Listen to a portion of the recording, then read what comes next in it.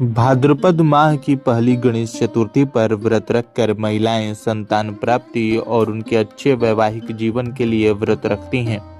इस पर्व को हेरंब संकष्टी चतुर्थी के नाम से भी जाना जाता है। आइए जानते हैं व्रत कथा। पौराणिक कथा के अनुसार भगवान विष्णु और माता लक्ष्मी के विवाह के समय की बात है। विवाह की तैयारियां की जा रही थीं। सभी देवी देवताओं, गंधर्वों और ऋषि मुनियों को विवाह के लिए निमंत्रण दिया जा रहा था, लेकिन गणेश जी को इस विवाह के लिए आमंत्रित नहीं किया गया। विष्णु जी के बारात के समय सभी देवी देवताओं ने देखा कि भगवान गणपति बारात में कहीं दिखाई नहीं दे रहे हैं। सबने जानना चाहा कि गणपति को विवाह का बुलावा नहीं दिया गया या वो अपनी मर्जी से विवाह में नहीं आए हैं।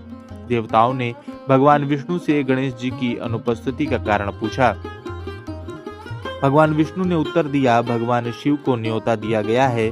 गणेश उनके साथ आना चाहें तो आ सकते हैं। साथ ही यह भी कहा कि गणेश बहुत अधिक भोजन करते हैं, ऐसे में किसी और के घर ले जाकर हम उनको पेट भर भोजन कैसे करवाएंगे।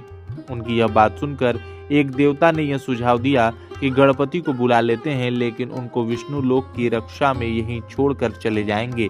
इससे न बुलाने की चिंता भी खत्म हो जाएगी और उनके खाने की चिंता भी खत्म हो जाएगी। सबको यह उपाय पसंद आया। गणेश सभी देवताओं के कहने पर वहां रुक गए, लेकिन वो क्रोधित थे। तभी देवऋषि नारद वहां आए और उनसे बारात में न चलने का कारण पूछा।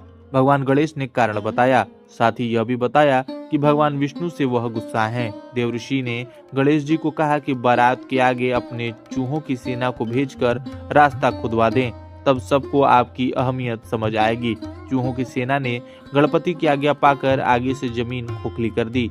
भगवान विष्णु का रथ वहीं जमीन में धंस गया। बहुत कोशिश करने पर भी कोई भी देवता उस रथ के गड्ढे से न निकल सके।